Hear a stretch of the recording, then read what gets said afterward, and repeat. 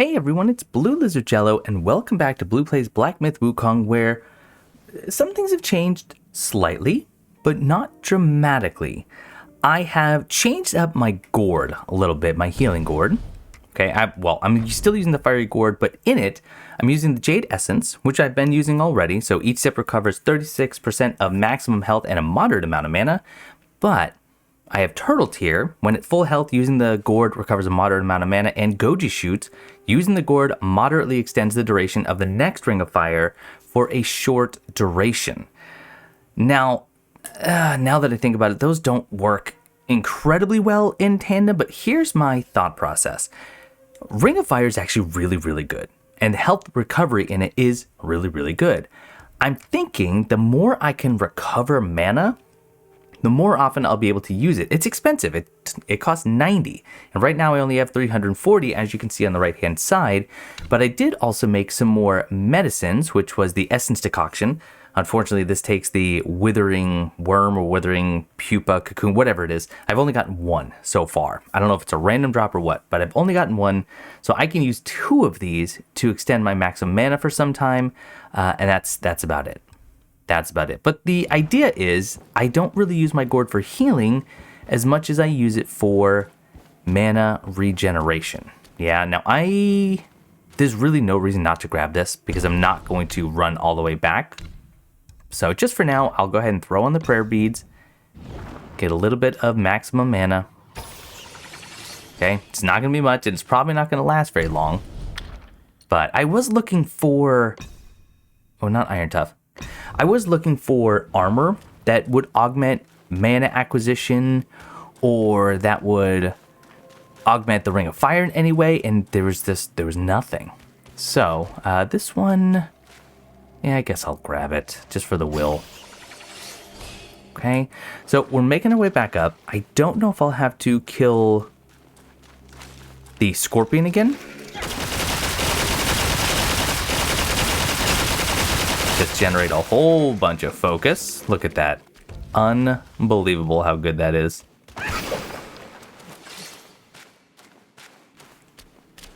Now, don't forget, Blue, where's the way up?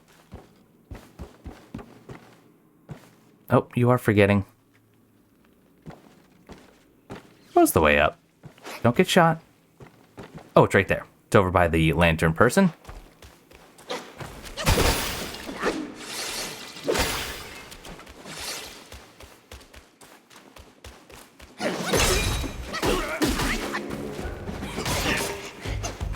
Okay, he's gonna probably cast this thing out.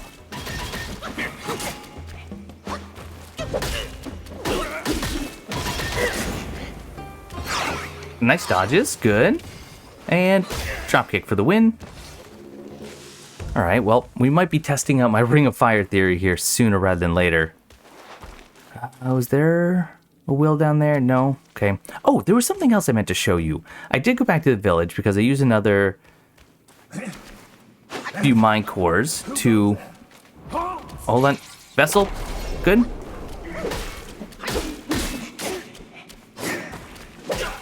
Okay, heavy. Take you out, good. But I used some mind cores to get a little bit more mana, and it looks like Scorpion does not respawn. That's good. And there was at Shen Monkey, he actually sold a new gourd. It was a legendary gourd, and it seemed okay. I believe it halves the amount of health recovery, but it increases the attack somewhat for a little bit.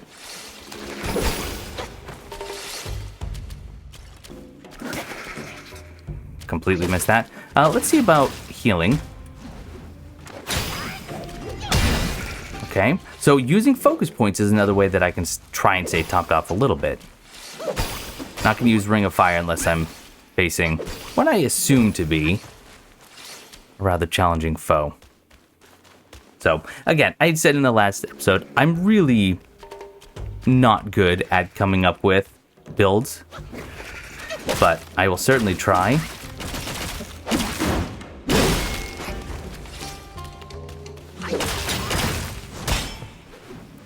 And a little bit of health back, beautiful. Yeah, this might not lead anywhere. Gonna do something?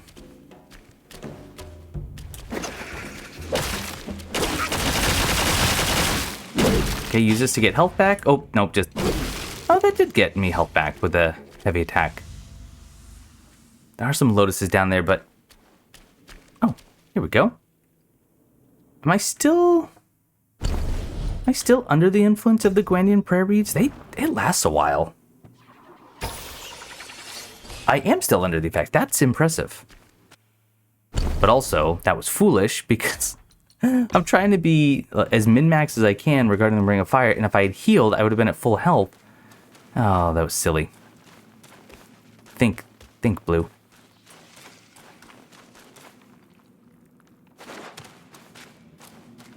Okay, very precarious. Luckily, there is a ton of ledge protection in some places, not all. Wow, another Keeper Shrine already? No way, that's a good thing. I thought I heard an enemy spawn. I'm hearing some creepy crawlies, but I'm not seeing anything.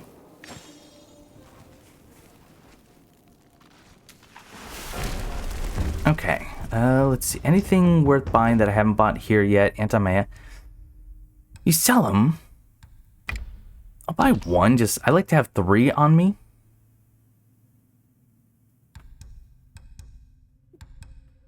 Now, nothing. Oh, wait. Withered Silkworms. You sell 3 of those. That's good. Okay. Actually, pretty happy about that. That will allow me to make 3 more of those mana potions. Now, those potions don't give me mana, it just increases my maximum mana. Oh, no. I didn't rest.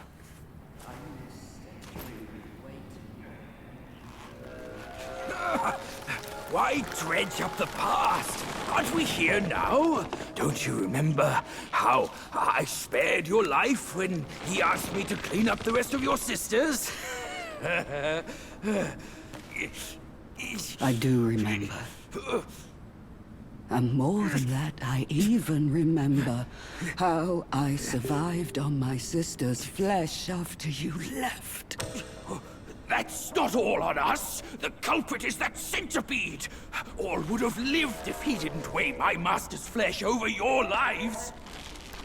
Yes, he was blinded by greed. But he has repented and made his compensation. He even offered that thing to sustain my life. Otherwise, I'd never live to see you today. My dear, is that true? That thing is in your hands. Unbelievable. Even now, in your heart, the monkey still comes first. The monkey? Nah, for me, beauty always comes first. Good. Carry on with these nice words. Once I'm satisfied, I might lift my finger and tell you where to find it. You wicked hag! Can't you see your old face? Still obsessed with all this lovey-dovey crap at this age? Ridiculous! Every day trapped in this hollow, I missed and dreamed, waiting for the day to eat you right after we mate, so I can heal. Then eat! Could have saved me from your stupid ceremony and vows! What a farce! My appetite is lost, not just for you, but also for her.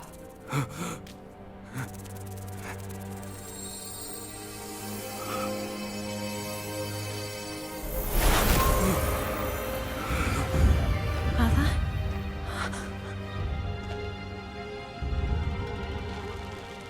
Hideous! Hideous spider! Who fathered such a thing? Your fate today has nothing to do with me!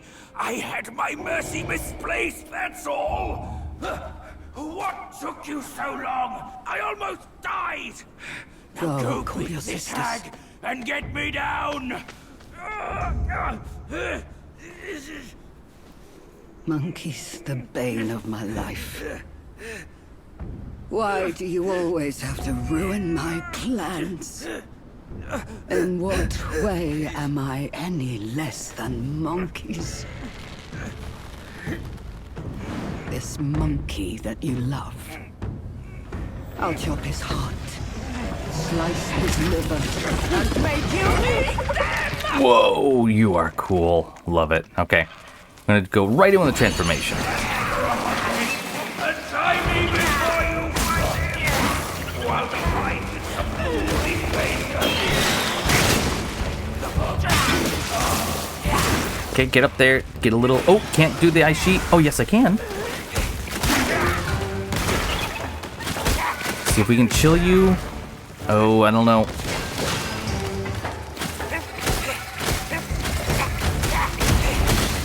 Frozer, get up. Detransform.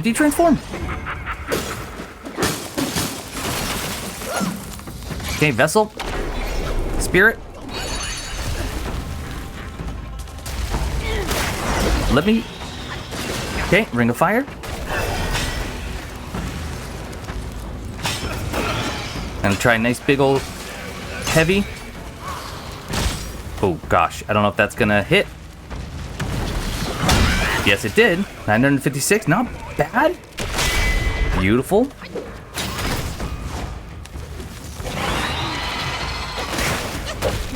Oh, okay, you got some big old multi-attacks, which makes sense.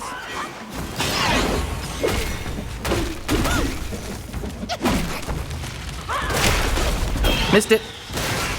Missed it all around. Oh my gosh.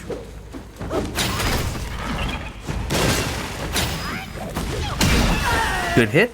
Heal. Okay, I'm gonna go ahead and Ring of Fire it.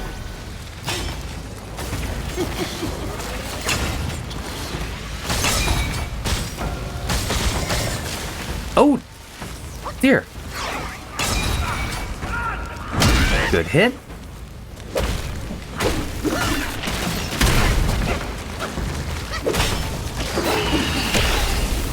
Get back in the Ring of Fire. We can still heal.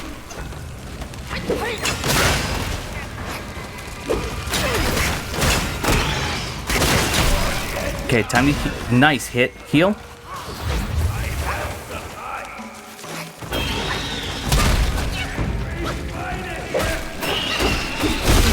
Holy cow. All right. Wasn't expecting that.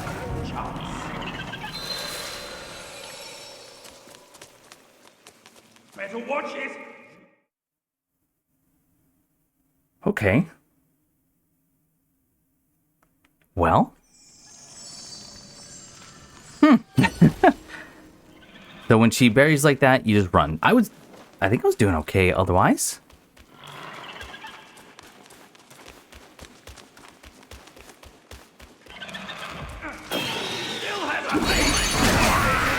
Get up there.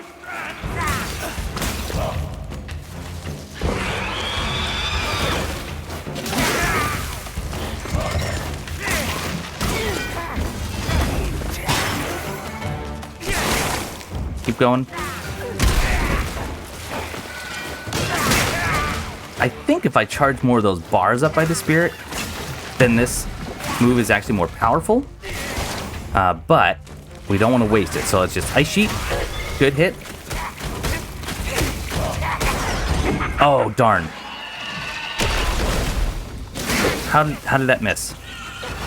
Ring of Fire.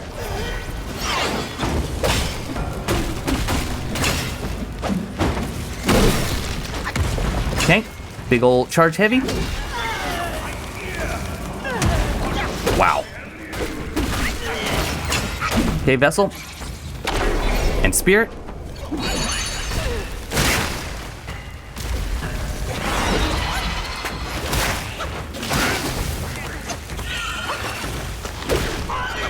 My goodness.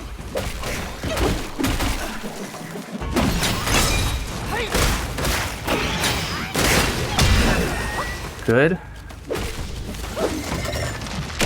Good. Back up, back up. I'm gonna heal. One gourd use, okay? Oh shoot! No! Anti-miasma. Anti-miasma. Okay, ring of fire. And I'm just gonna charge up. Hopefully she enters. I don't know if I'm... What is happening? Come here, please. Please. Please don't do this. Unbelievable. Okay, well... This might not have been the fight to try this out on.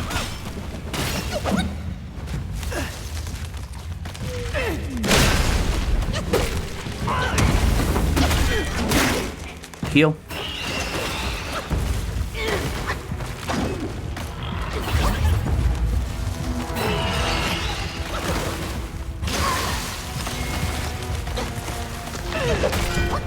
Oh my god, she's so fast. All right, I can already use this again though.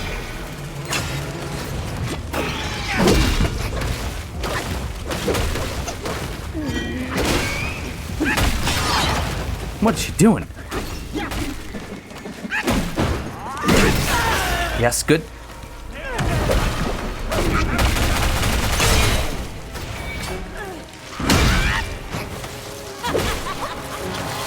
Whoa, whoa, dodge. I can't move. Dodge.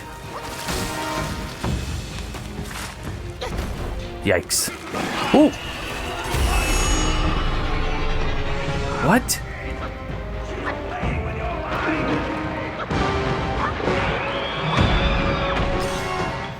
Oh, shoot, I'm trapped in webs again. I can't move. I'm completely stuck. Yeah, what do I do?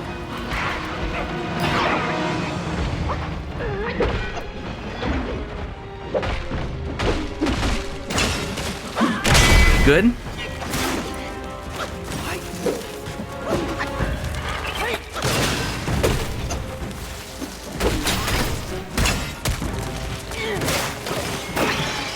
Okay, gotta heal.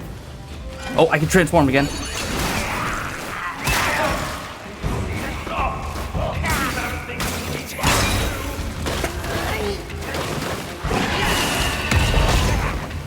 Oh, big ice sheet, go.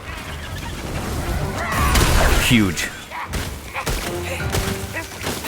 Freeze.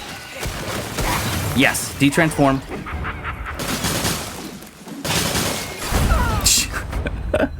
Wow, okay.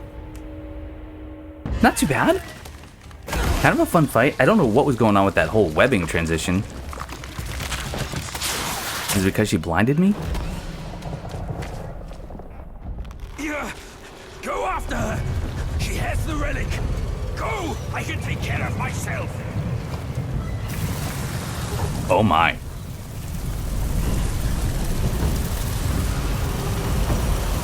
And I love spiders and all, but no thank you. Spider leg? Mm-mm.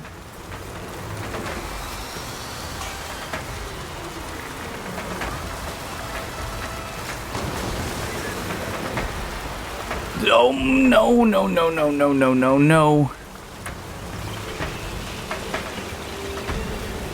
This is horrifying.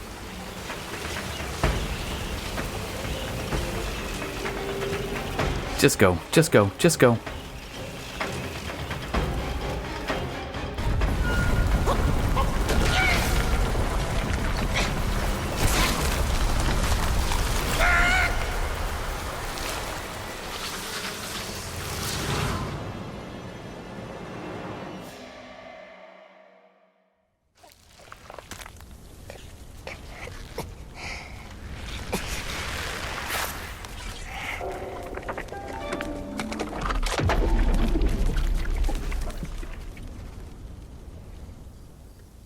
Well, okay, let's see what we got.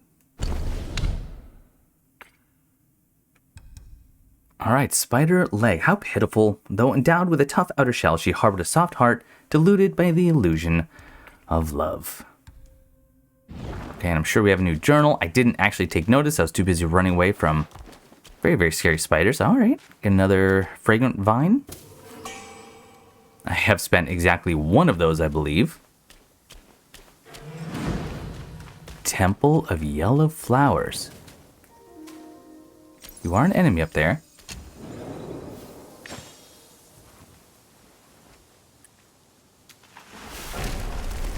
And what can I craft with that new bit? Oh, it's an upgrade to the chitin staff. Oh my. Oh. In poison state, hits inflict the enemy with poison bane. So that one item that can cause poison, now we know why. So the Spider Celestial Staff, 85 damage, 12% crit hit chance, which is huge. I mean, compare that. I guess I can't compare it to what I had. I'm gonna switch to that. That's incredible. Absolutely. I imagine that extra damage is going to outpace the bonus I'm getting from the Long Reef, right? Long Wreath, excuse me. Now, what was it, though, that caused poison to build up? I don't honestly remember. Was it a gourd?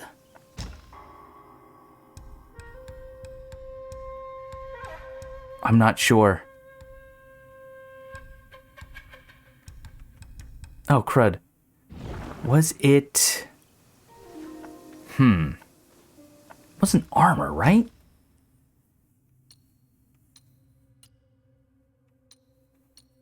No. Alright, what did I get? Was it a curio?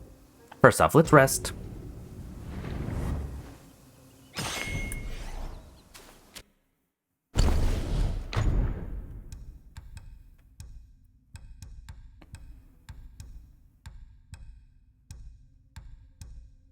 I mean, I could do poison damage, which would be pretty cool. If this, in fact, does cause poison to build up. Alright, what in the world was it?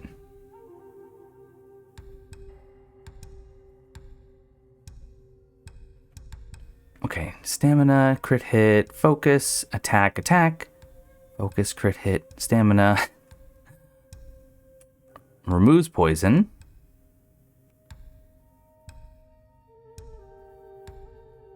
What in the world was it? Oh, wait a minute. Was it a gourd?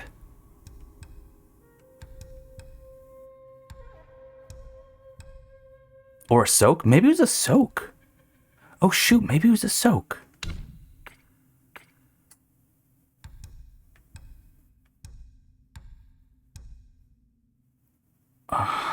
Death Stinger. Ooh. I think I might want to put that on to give it a go. And so if we do brew,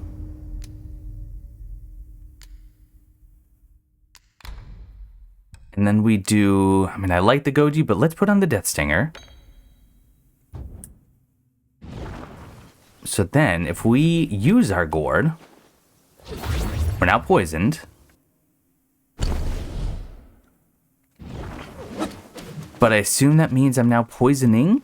Let's see how long that lasts, too.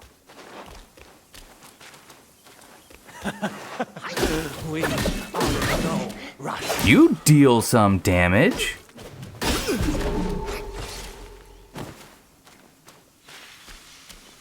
So what if I Ring of Fire? This is just kind of a testing. It outpaces the poison. Oh, this is interesting. So if I go to full health, and I use this, it gives me mana, and I stay top. Oh, this is a pretty fun combo. Which also would mean, which also could mean that I do this. I'm going to leave the Tridacna because that reduces the cooldown. Then again, maybe not. Maybe...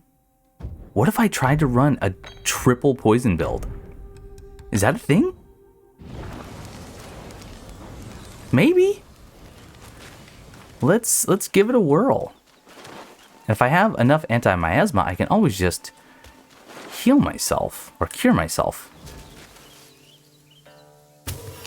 I don't know. This might be a high risk, high reward type deal.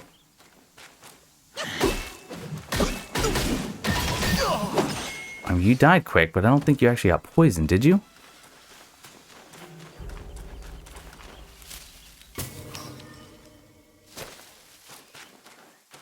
Alright, ready? Going to Ring of Fire. Oh, goodness, get back up there. Ready? Okay, probably unnecessary there, but I don't know, this might be really fun. This might be really fun. I might try this actual poison build. Tender Jade Load. Oh, that's a soak. All right. So what does that look like?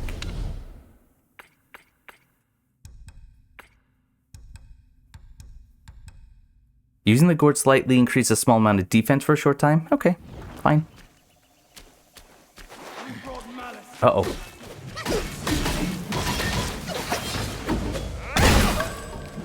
Fruit of Tao. All right.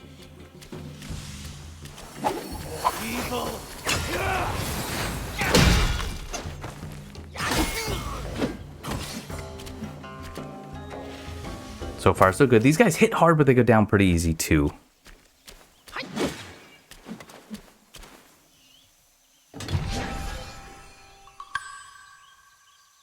Another soak. Bee Mountain Stone.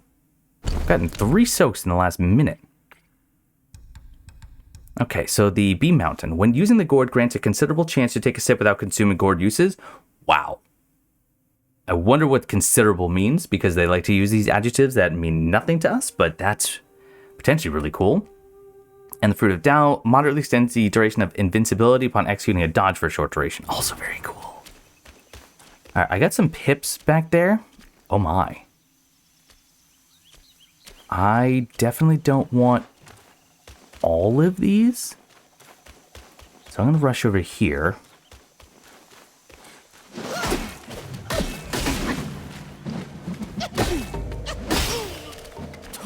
Okay, and then go ahead and Ring of Fire right here. And I want to use a gourd. Heavy attack. Oh my. Back up. Okay, you're dead. Heavy.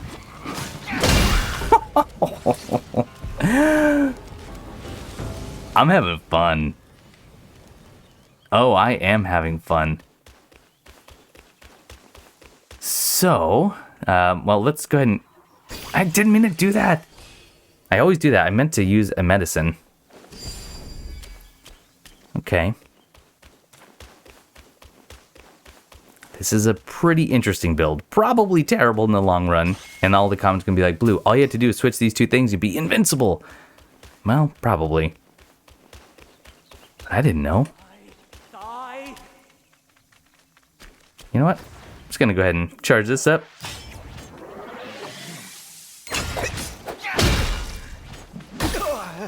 Thank you. Alright, that's fine, because I'm gonna Ring of Fire. I shouldn't have just done that. Ready?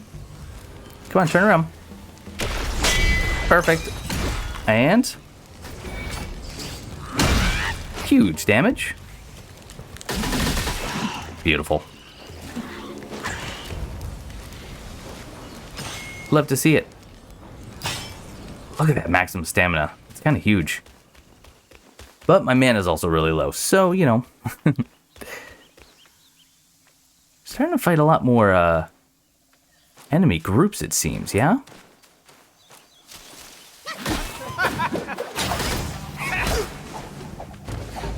Uh-oh.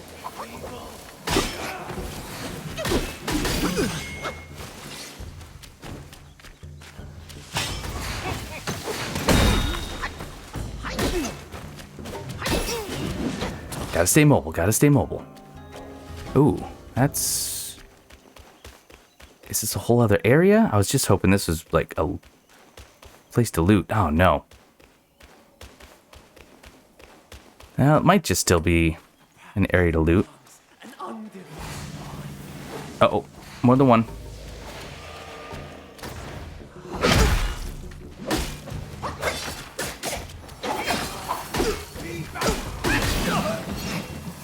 Oh.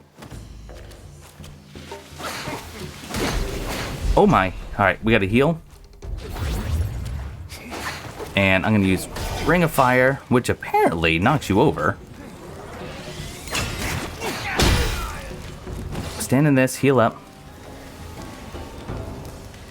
Yeah, this isn't quite working out, you know, in a positive mana fashion. Health recovery inside the ring is kind of amazing, though. It's got to be said.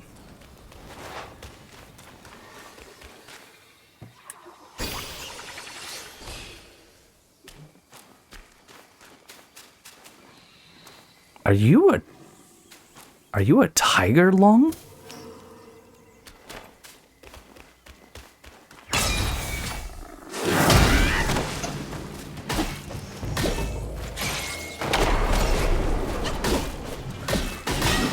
Okay, let's transform. Oh, shoot. Yep, glad I did. Because there's all sorts of stuff. Okay, Ice Sheet.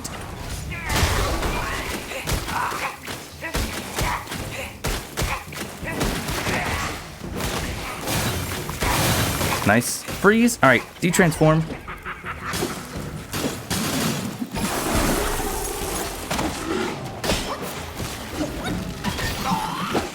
And there we go.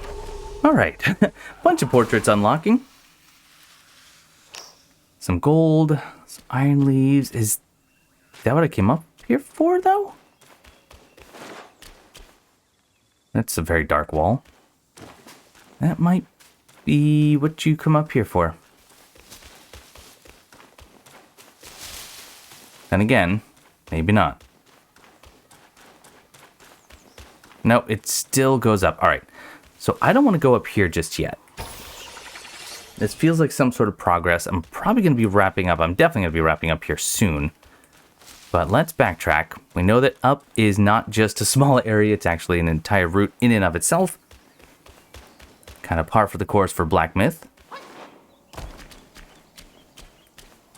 But let's just take a peek just at the next room right here. And maybe this is nothing. Maybe this is a complete dead end.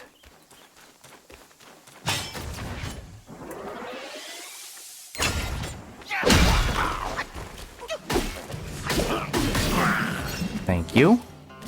All right, another one of those tiger things. Let's deal with you first if we can.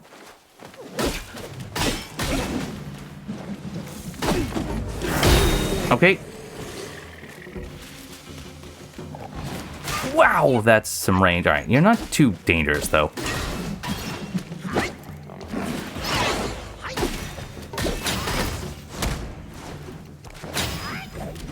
Good. And Vessel the stun.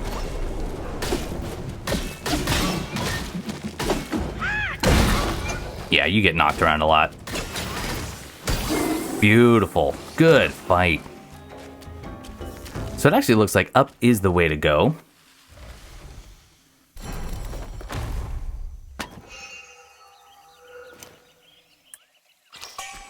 Fine gold thread. I will take it. Can I go up? Oh, and a mine core.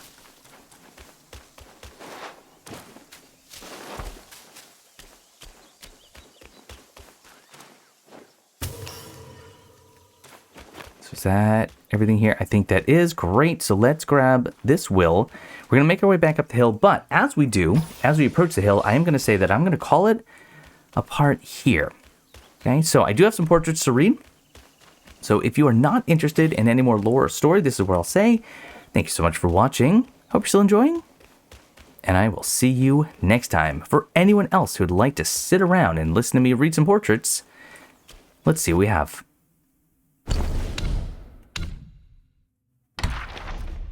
Oh boy, buckle up. The Sword Taoist. To seek the Tao, he journeys far. With steadfast heart, he finds the gate. In the depths of sword skills, he glimpses roots of ascensions innate. Every 10 years, the Temple of Yellow Flowers opens its doors to recruit disciples. One day, a newly admitted young Taoist discovered that the disciples focused on innate practice were divided into 3 different groups based on their skills. One group used staffs, another used fly whisks, and the third used swords. The young Taoist observed them closely and noticed that the disciples who used staffs and fly whisks were also responsible for various chores around the temple and had less favorable living conditions. In contrast, the disciples who used swords only needed to focus on their training, and they were even privileged to receive daily guidance from the master. The young Taoist secretly consulted the senior disciples and found out that the sword disciples were also the quickest to achieve enlightenment and ascension.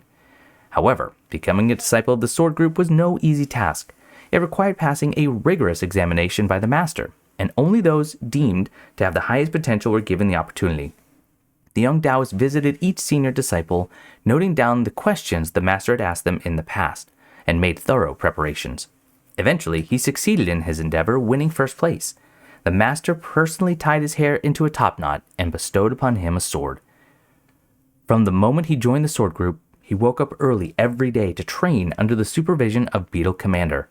In the afternoons, he strengthened his chi under the master's guidance. Though his life was monotonous and arduous, he was very content. After more than a decade of rigorous cultivation, the disciples of Sword Group finally earned the master's approval. The master informed them that their skills were now proficient enough for them to enter the mountains for secluded meditation. If they were fortunate enough, they could achieve their ascension.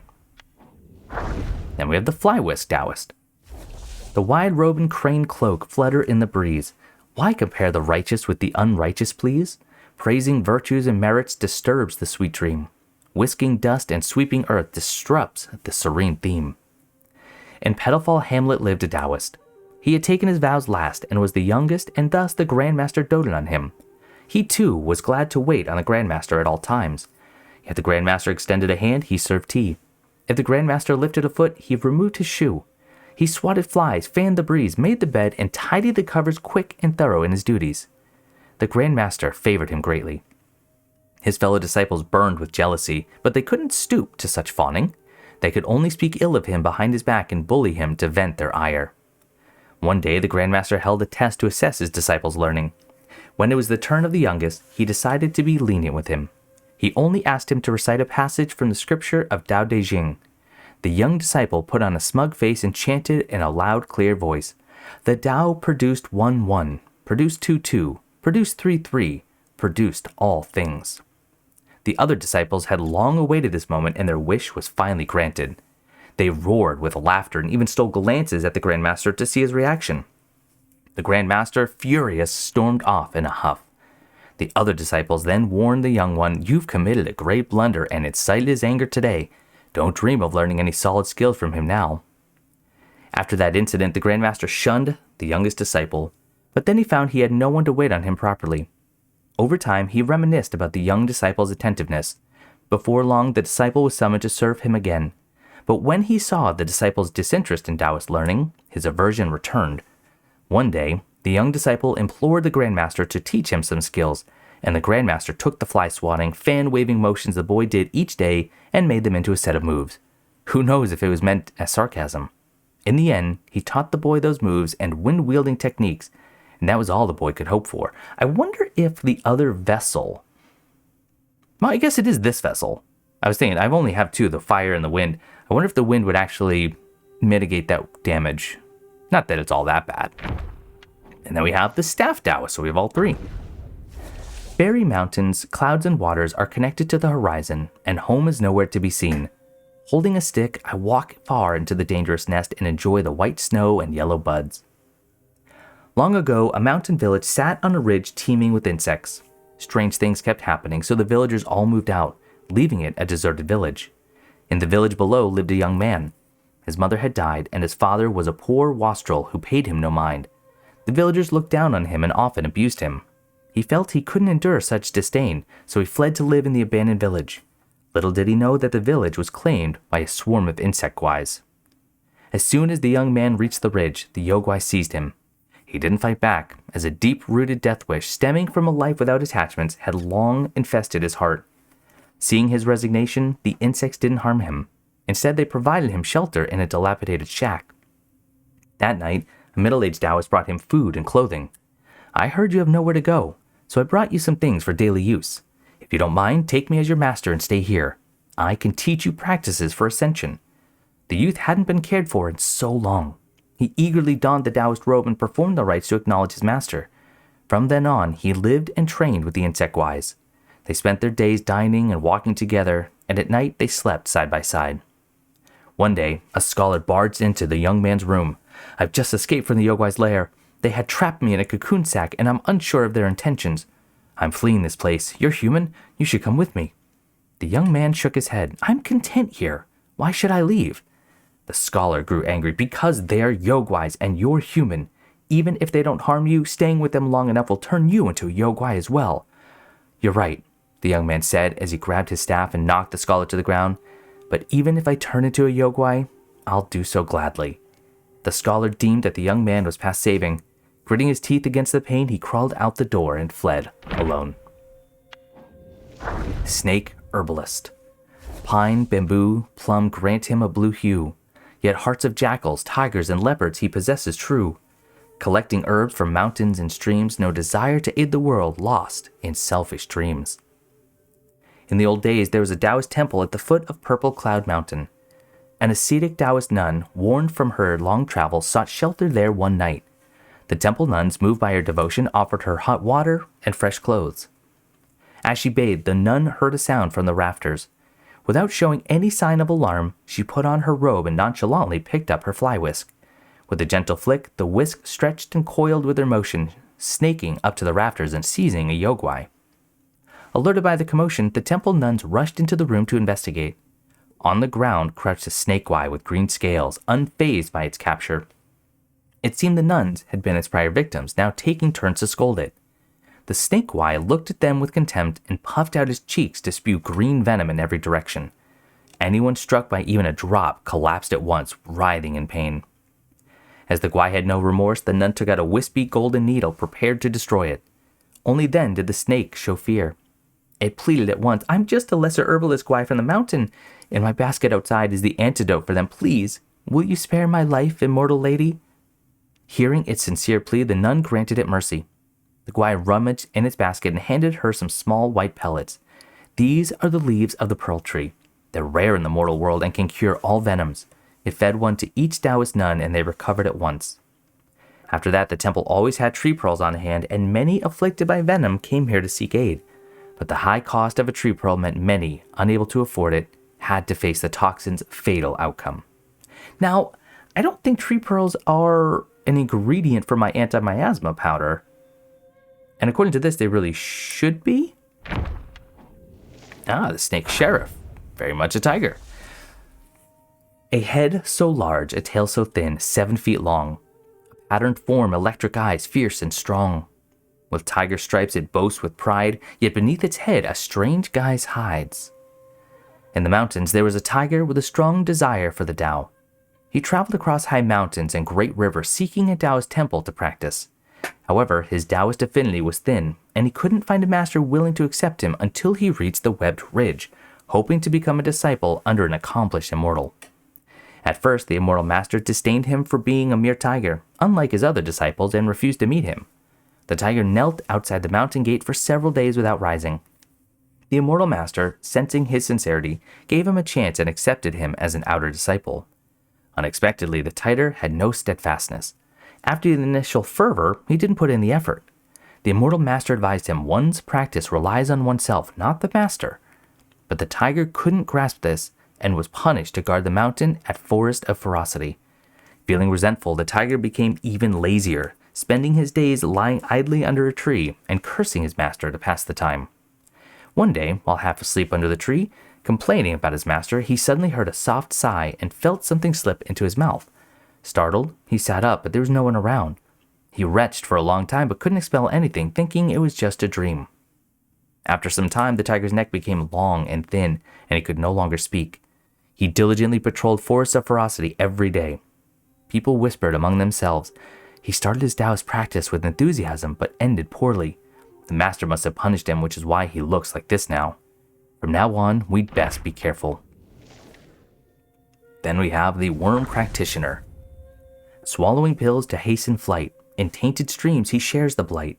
Better to seek the straight and true than in the crooked paths pursue. The disciples who practiced swordsmanship in the temple had been training under their master for a long time. Since joining the group, they had all harbored the wish to attain ascension, diligently practicing their skills with great perseverance. One day, the master finally informed his disciples that after years of rigorous training, their skills had become proficient. He told them that they could now follow him into the mountains for a secluded meditation. If they were fortunate, they might achieve ascension and become immortals. The disciples were overjoyed and eagerly packed their belongings to follow their master into the mountains. The master led them using a teleportation technique to a breathtakingly beautiful mountain. The mountain was rustling golden leaves, presenting a scene of crisp, refreshing autumn weather. At the mountain's peak, there was a hamlet where they sat down their belongings. The master had then led them along a path behind the hamlet to the summit. There they saw strands of silk hanging in the air, with one end suspended in the mountain mist and the other reaching high into the clouds, destination unknown. The master said, "This is the celestial ladder to the immortal kingdom. Hundreds of years ago, your senior brother ascended to immortality from this very spot." With that, he handed each of them a peculiar object of a violet color and said, "This is a pill to aid your ascension. Quickly, my disciples, consume it." The disciples, filled with excitement, immediately swallowed the larva-like objects. A few hesitated, only to see a terrifying and disgusting scene. The disciples taking the pills had transformed into flat-headed, fleshy worms. Horrified, they questioned their master, shaking. The master shook his head and sighed, "When the opportunity arises, your courage fails, which make you unfit to become immortals." Before his sigh had ended, the disciples who had transformed into worms lunged at them. And then we have the violet spider. Once she rode the cloud chariot to the high terrace. Now she dwells in a secluded cave by the mountain base. The breeze by the frail bridge chills her delicate frame. Spring arrives, another bridal gown newly made. Upon reaching a cluster of huts in the forest, Tang Monk decided to seek alms for food. As he approached the village, he saw several women playing with balls under a pavilion. Invited by them into their home, he was suddenly thrown to the ground, tied up with ropes and hung from a beam in the most uncomfortable manner. While climbing trees and branches, soon Wukong turned back and saw a glimmer of light, realizing that his master must have encountered Yogwais. He summoned the local keeper for details and learned that the glimmer was from the celestial bathing spring, which had been taken over by 7 spider guais. Knowing that they bathed 3 times a day, soon Wukong transformed into an eagle, swooped down, and stole all of their clothes from the rack. Baiji, seeing so many women's clothes, persistently inquired and learned that 7 guais were bathing. Overjoyed, he rushed to the spring. Without any hesitation, he stripped off his black garb and jumped into the water, transforming into a catfish guai. The spiders tried to catch him, yet none of them succeeded. Recognizing one of them as an old acquaintance, Baiji mischievously swam around her legs. He floated and dived around her until he was out of breath and hazed. The guais, retreating to their cave, fetched some old clothes and called upon their 7 adopted sons to guard the house while they headed to the Temple of Yellow Flowers to seek aid. Meanwhile, Baiji retraced his steps and reunited with the Fellowship. Together, they defeated the Insect Sons and freed their master. Without delay, they hurried to the Temple of Yellow Flowers. The temple master, who had practiced alongside the 7 guais, learned that Tang Monk was a monk of 10 lifetimes' merits, and that his fellow spiders were humiliated, prepared 4 cups of poisoned tea, intending to exact revenge on the Fellowship and ultimately consume Tang Monk. However, soon Wukong saw through the ruse, overturned the teacups, and defeated the spider guais, forcing them to retreat. The Taoist master then engaged, prompting Wukong to order Baiji to eliminate the 7 spider guais in his stead. Following his command, Baiji wielded his rake and struck down each of the spiders, sparing only the last one. Remembering their brief affair in the water, he hesitated and with a final thrust of his rake into the ground, told her to flee for her life. And that is going to do it for this episode of Blue Plays Black Myth Wukong. Thanks so much for watching. Hope you're still enjoying. And I'll see you next time.